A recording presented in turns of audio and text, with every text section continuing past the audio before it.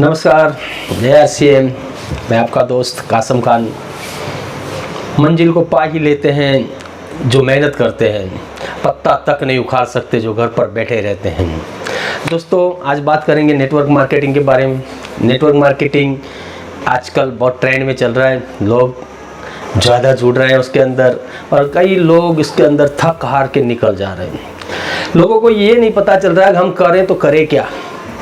कोई जुड़ रहा है मामा मौसी के पीछे, कोई जुड़ रहा है जीजा साले के पीछे, कोई ऐसे शर्मसार होके जुड़ रहे हैं। सबसे बड़ी दिक्कत ये है कि जिस भी कंपनी में जुड़ रहे हैं, जिसको भी कुछ कर रहे हैं, उसके बारे में पूरा नॉलेज ही नहीं होता।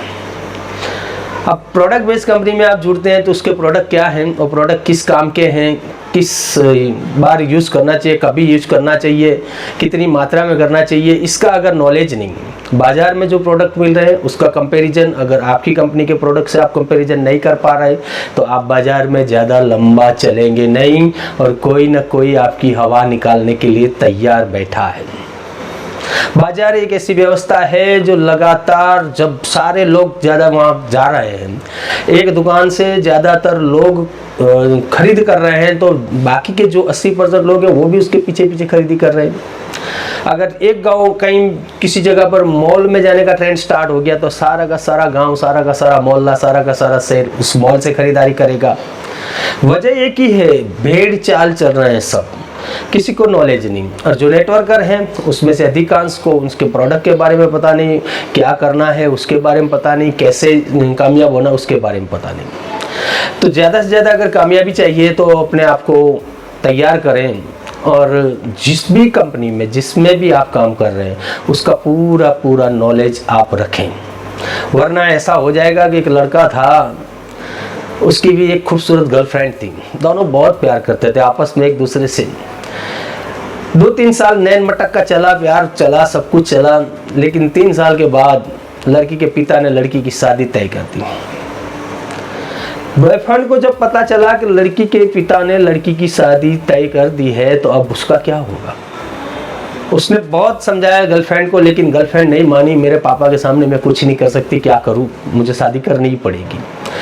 लड़के को बोला तुम भी अब मुझे भूल जाओ और जैसे तैसे अपनी ज़िंदगी बसर करो। लेकिन होता क्या है, शादी वाले दिन लड़का पहुंच जाता है मंडप के नीचे और लड़की को बोलता है मैं तुमसे प्यार करता हूँ, तुम मुझसे प्यार करती हो, हम एक दूसरे से बहुत प्यार करते हैं, लेकिन फिर भी तुम मुझे इस तरह तुम शादी करके चली जाओगी तो मुझे इस तरह तनहा छोड़ जाओगी, मैं जी नहीं सकता।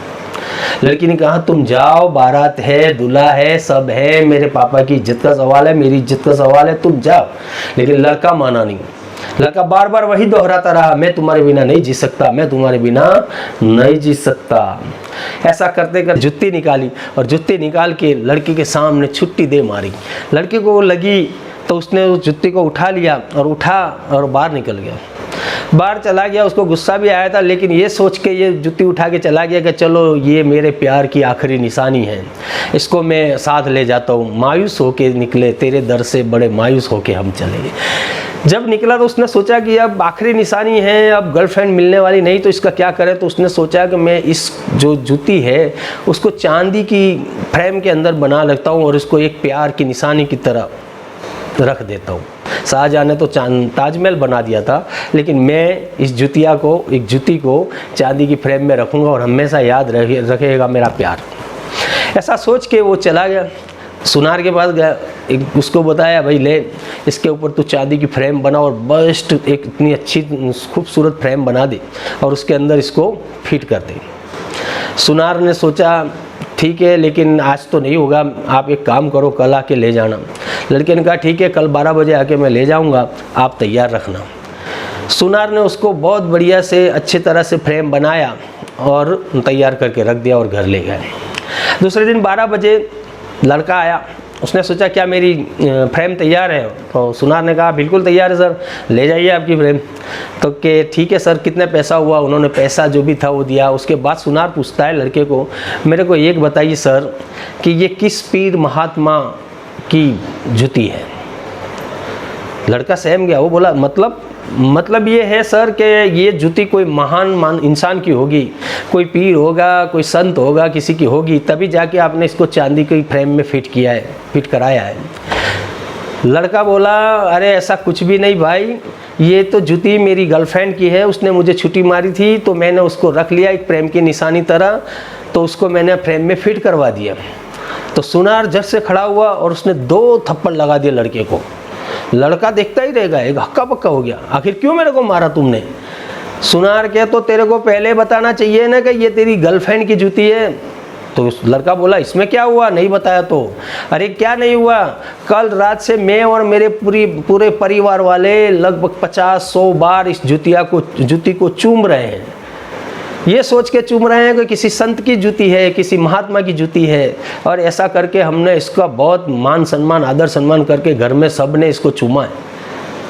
तो लड़का बोला अरे भाई, पर इसमें मेरा क्या दोष है? आपको समझ लेना चाहिए कि भाई इसके अंदर किसकी है, क्या है। ऐसे ही आपने अपने मन से इसको महान बना दिया तो मैं इसमें क्या कर सकता हूँ। सेम कंडीशन दोस्त फील्ड में हो रही है। एक प्रोडक्ट लेके जाते हैं, सेम प्रोडक्ट बाज़ार में मिलता है, हो सकता है मिलावट वाला हो, लेकिन हम क्या करते हैं, उसके रेट के सामने हमारा रेट थोड़ा सा जो महंगा लगता है तो तुरंत लोग क्या करेंगे, ये तो महंगा है, और वो हमारी हवा निकाल देते हैं। और ऐसे हवा निकालने वाले कितने जोरदार होते हैं, आपने देखा है ना कैसे होते हैं। ये प्रधानमंत्री तक को राय दे देते हैं। ये किसी गायक कलाकार का गाना होगा, हिट हो जाएगा, एल्बम भी हिट हो जाएगा, लेकिन फिर भी ये क्या करेंगे, उसको बोलेंगे अरे ये ऐसा गाता है, इसकी जगह इस तरह गाए। तो अगर मान लो गायक कलाकार कभी आ जाए और माइक उनके हाथ में दे दे और बोल दे ले एक गाना तू गा ले और तू हिट करा दे, तो क्या हिट करा सकता है? नहीं करा सकता। तो सर ऐसे ही किसी भी फील्ड में रहें, किसी भी मार्केटिंग में, नेटवर्क मार्केटिंग में रहें, लेकिन पूरा ज्ञान लें कंपनी के बारे में, प्रोडक्ट के बारे में, और फील्ड में जाएं, देखें 4 चांद लग जाएंगे आपकी टीम में। Thank you. जय आर सी।